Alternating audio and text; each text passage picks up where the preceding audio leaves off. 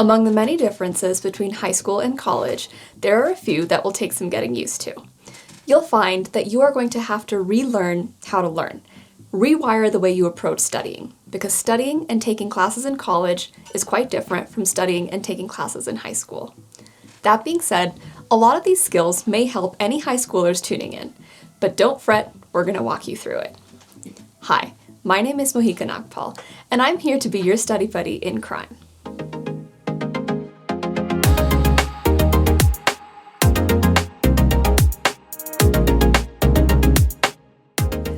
When you were in high school, chances are you had all of your classes every single day or every other day if your school used a block schedule system. That means that most of your learning and reviewing happened in the classroom, and you practiced what you learned with homework outside of school. Alternatively, in college, you'll find that you spend less time in the classroom, and more of the learning may be on your own responsibility. Sorry, quizzes and tests are still part of the package though. Another thing to perhaps unlearn. For a long time, we have thought about three modalities of learning: visual learning, auditory learning, and kinesthetic learning. You may have heard people say that they are visual learners or kinesthetic learners, but a 2015 paper in the Journal of Educational Psychology debunked this categorization altogether. Rather, the most effective methods of learning use a mixture of visual, auditory, kinesthetic, active, and repetitive learning techniques. Now that we've graduated from the old, we're ready for the new. Let's get ready for class. Many of your college lectures will use PowerPoint slide decks. If your professors make these slide decks or any other lecture materials available ahead of time, access those before the lecture. If you're a pen and paper person, print out those lecture materials and add them to your binder, although many students prefer to use their laptops or tablets. Download those lecture materials ahead of time, and if you're able, preview them. This is called priming, and it helps connect with the material more during lecture. Next, set up your notebook, whether physical or digital. There are so many different templates out there for note-taking. You can do the Cornell style, which splits your page into 1/3 and 2/3 sections vertically. The left side, which is the 1/3 side, is for writing main ideas and categories. The right side, which is the 2/3 side, is for writing out a summary of the lecture. You can do a simple outline style using bullet points or Roman numerals, giving you a standard and thorough layout of what was covered in class. Another option that takes a little bit of practice is to take notes in flashcard form during your lecture. There are various flashcard softwares out there, including Quizlet and Anki, for two examples. One way to take notes is to listen for main ideas, writing them on one side of the flashcard, and then putting details on the other side. Whatever your note-taking style is, prep it before your lecture starts so you can hit the ground running. Decide whether you want physical pen and paper notes or digital notes. Both have their pros and cons. Digital options are more convenient, more accessible, more portable, and you may type faster than you handwrite. However, physical pen and paper notes have shown to engage more parts of your brain when you handwrite, increasing your retention. Additionally, learn whether your lectures are going to be recorded. This is really important because if you're able to access the lecture recording later, you may choose to treat the live lecture as a first pass and take more general notes, but then go back and rewatch the lecture later to fill in the gaps. In sum, the name of the game before the lecture is organization, organization, organization. Knowing what resources you have at your disposal, preparing them in advance, and having a system that works for you is going to gear you up to get the most out of your education.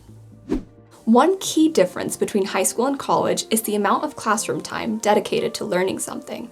In college, you may have a class only a few times a week, rather than every day, making your classroom time that much more precious.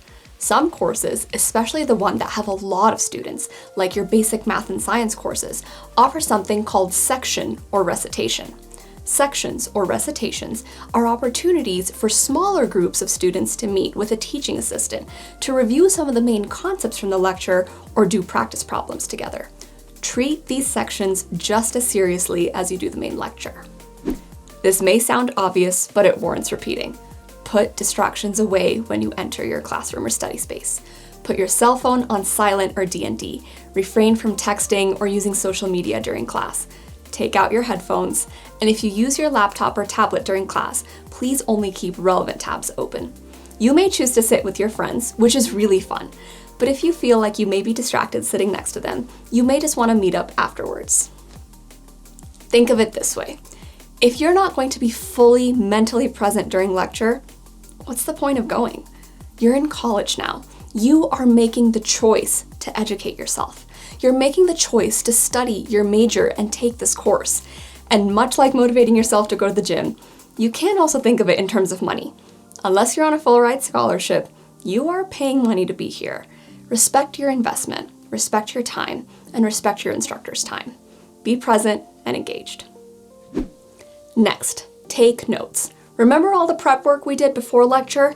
That's all coming in handy now. If you were able to print out or download the lecture materials or slide deck in advance, we'd actually recommend taking notes on those and annotating them as the lecture progresses. That way, you can remember exactly what slide the professor was on while you made that note. Highlight things, jot down additional details as they're spoken. Another pro tip. If one of your classmates asks a question, it may be a good idea to jot that question down and its answer. That's more review material right there, and you may have that same question later on. Additionally, if you have any questions, write them down. You may be able to ask them during lecture, or you may have to connect with a professor or teaching assistants afterwards. Regardless, get your questions answered. Your professors and teaching assistants are there to help you. Related to asking questions, answer them. One technique a lot of professors, particularly in smaller classes, use is to engage their students and ask questions. Whenever you can, participate. You may get the answer wrong, but you may also get it right. No matter what, you'll remember it. And a little secret. Sometimes, when professors ask students practice questions, they're hinting at what the high-yield concepts and likely testable material is going to be. The more you engage, whether through asking questions or answering them, you're going to remember that lecture better because you will have connected better with that material.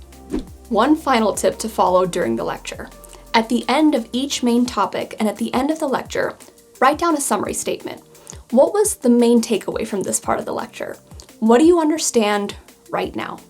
I get it, lectures can be really packed with information, but writing these types of summary statements are a really powerful tool that can help you consolidate everything that you understand, solidify the main ideas, and help you understand what gaps you'll need to go back in and fill later. And there you have it. Putting in the effort to learn things well the first time around is going to save you so much time and energy when it comes time to review. There is no way you can use all of these strategies every time for every class. Try a few things out until you figure out what works for you and be open to pivoting a little bit. What works for chemistry may not work for gender studies. There's also a lot of overlap between these principles. Let's divide study skills into 4 main principles: organization, consolidation, repetition, and active learning. Organization. This includes the actual mechanics and logistics of studying and time management. On average, you should expect to spend 1.5 hours reviewing for every 1 hour of lecture. Of course, this differs with every class and how well you already know the content for that course.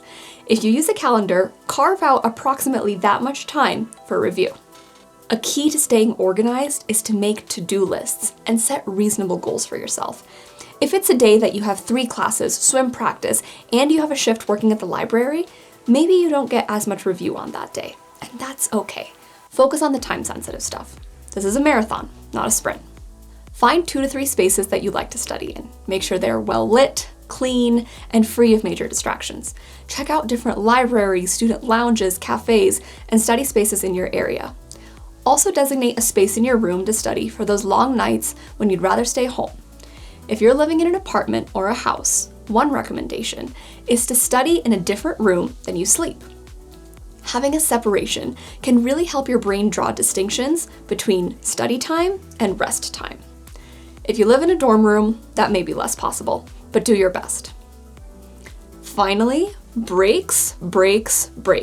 Prioritize your mental and physical well-being. Sleep, eat, exercise, shower, socialize. Your brain acts like a muscle in this way. It needs rest after training to recover and strengthen all those connections that you just made. Even taking 15 minutes away from what you're working on to do something different helps you feel so much more refreshed. Again, remember, marathon, not sprint. And a break doesn't mean you don't have to do anything.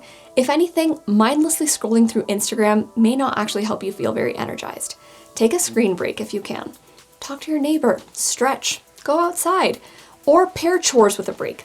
If you have to do laundry anyway, grab your laundry bag, go put it in the machine, and then maybe take a loop around your building before coming back to your studying. Bam, hitting 2 targets with 1 arrow. Consolidation. This means actually putting the pieces of what you've learned all together. This is the process by which your brain connects what you already know to the new stuff that you're learning. To help put the picture together, here are some of my favorite tried and tested methods. You could write out your own 1-pager study guide that serves as a quick reference tool for a topic. You could draw out a concept map or a diagram on a whiteboard that visually ties together things that you learned last week to the things you've learned this week. You could make flashcards, and most importantly, you could and should attend any review sessions or office hours offered by your professor or teaching assistants. Repetition. To help information move from your short-term memory to your long-term memory, you have to repeat it.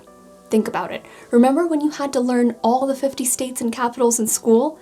Did you get all 50 states right the first time? No, right? You had to practice. You had to repeat that skill for it to enter your long-term memory. It's the same with your studying. Some ways to reinforce the content is to reread your notes, do flashcards, rewatch your lectures if they are recorded, or read any associated textbook chapters that your professors may recommend. Timing is also important here. You may want to start this reinforcement right away. Do a first pass of the review the same day as the lecture while the information is still fresh in your mind. Then do it again the next day. Then maybe wait 2 days and do it again. Spaced repetition is one of the strongest reinforcement techniques out there, and once you get your rhythm down, it becomes a habit. Finally, active learning. Let's start by defining 2 words here: recognition and recall. Recognition means that you can recognize the correct answer when prompted. This is like picking the right answer on a multiple choice question. Recognition requires a more surface level understanding or memorization of the information, knowing just enough to be able to pick it out from a group of wrong answers. One level deeper than that is recall, which is to be able to reproduce certain information on your own with or without a clue. This is like filling in the answer to a short answer question. Recall engages more parts of your brain, requires stronger connections to form in your brain. The more often you train your brain to recall something, also known as active learning, the more likely it is to settle into your long-term memory, and the more likely you are to actually understand the underlying concepts. By focusing your review on active learning, you are training your brain to understand that concept so that you're prepared for any kind of question, whether it's a multiple choice, fill in the blank, or a short answer. Some techniques for active learning include talking out the material with a group of friends, practicing teaching the material to a classmate or a stuffed animal or a real animal. Who said dogs can't learn a little history? And doing practice questions. The crux of active learning is that you use multiple senses and modalities to review the content. On the other hand, passive learning is less engaging and includes just reading the material or just listening to a lecture recording. Also, it's not as fun, nor does it stick as well. As we said, there's not one right way to study, but rather multiple combinations of techniques you should use to maximize your studying.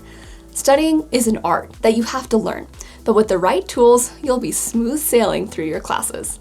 And hey, maybe you'll actually enjoy and grasp what you've chosen to study.